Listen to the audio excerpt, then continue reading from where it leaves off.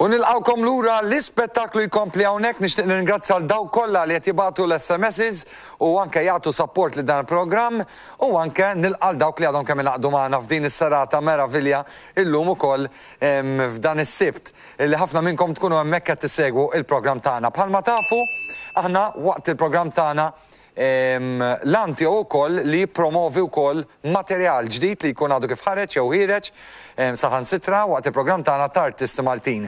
U l-artista ħabiba tiegħi wkoll li sankun qiegħed nintervista issa propju għada kif nedit kanzunetta ġdida, ovvjament kif ħataraw, insomma tarawha ma nittara li għadkom mintom xed tarawha, imma kif ħatarawha, ovvjament m'hemm l-ebda dubju li ħatassoċjawha ma' kanzunetti Maltin b'vuċi mill-isbaħ. Qed nirreferi għal Miss Janice. Kif aħna Janice, kollu sew? Mill-qalb. Għax huwa minnu. Huwa minnu ħadd ma jista' jinsa dik il-kanzunetta li żgur. Naħseb qasmet il-qlub ta' ħafna Maltin u Għawċin li smajna qed nirreferi għal Kewba. Però mbagħad minn hemmhekk Janice propju aħna ngħidu bil-Malti irkibt il-vapur pajta d-dejja materjal ieħor li kull song li inti tkun qed taħdem fuq ovvjament huma songs li jorqtu fil-laħam il-ħaj. Song ġdida sajjetta fil-Bnazzi hija kelma li nużaw ħafna. U f'dan iż-żminijiet naħseb iktar u iktar sajna nassoċjaw iktar ma' da żminijiet li għaddejnin minnhom fil-fatt hekk għalhekk ħriġta għalhekk tibta. Il-mużika hija ta' Mużika hija ta' Mark Xikluna u Cyprien Kassar u fuq lirika tiegħi stess. Tiegħu stess, proset. Ikollok l-involviment tiegħek Janice naf. Iva, però irrid nammetti li dan l-aħħar ovvjament minħabba s-sitwazzjoni li aħna konna għaddejjem minnha minħabba l-Covid u hekk irrid nirreferi, kelli iktar ċans. Rajt insib naqra ċans, allura dak innaqa' ċans li kelli naqa' żejjed fejn is-soltu kont qed immur inkanta jew hekk darba ma stajtx ovvjament għax kollha ħassejnija naħseb l-artisti. Infatti ħafna mill-artisti ishom bil-Malti ishom żvugaw iktar fil-mużika x'kien iktar ħin fir-realtà fuq idejna. Allura użajt dak il-ħin biex minflok tibt il-lirika din il-kanzunetta. U jiena nixtieq nistieden il daw kollha anke li qegħdin isegwu dal-programm dan huwa kif tajt. Huwa tajjeb għalikom ukoll għax qed tgawdu mix-xogħol minn materjal ġdid illi qed jipprovdu l-artisti Maltin kif propju minn hawn ftit ieħor se nkun qegħdin nisegwu dan il-video sajjetta fil-Bnazzi video illi huwa sabiħ ukoll. Ta' min kienet l-idea tal-video? Janice. Video ħanejtek kienet l-idea tiegħi dejjem xtaqt nagħmel tip ta' video b'dan il-mod, però mbagħad ovvjament kien hemm Marka li bejżi Eni u sabli l-post. Nsemmu l-Mark ukoll minn hawnhekk. Nixtieq insellimlu minn hawnhekk u dejjem ngħidlu grazzi minn qalbi ħafna xejn ħafna.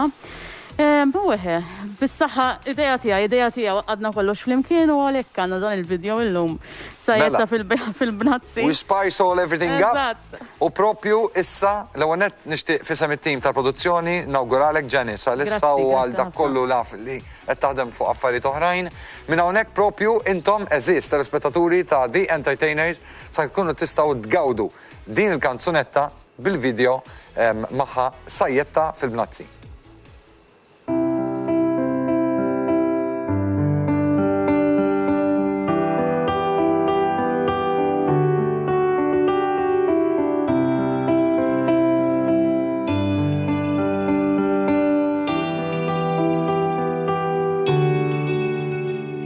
X'ħin inqum fil-għodu min għalija l-lum ġurnata oħra bħall-oħrajn xrift inħares ftit mill-gallerija għal-tempata risqa f'ħakkatajn napprezzaw u ta' kull-jum għax ta' malajr irrifnu jqum il-bir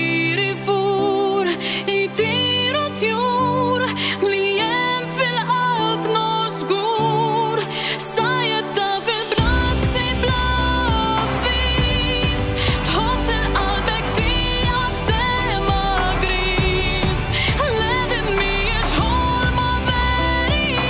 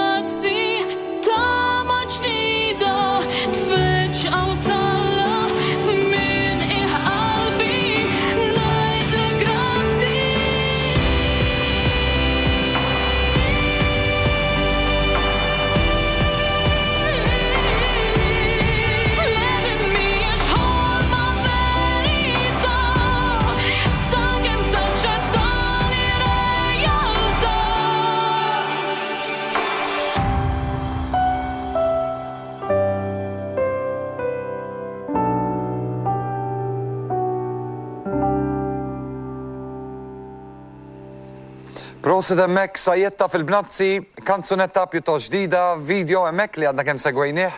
Proset il-Janice Manjon u t-tim kollu li ħadem fuq din il-kanzunetta.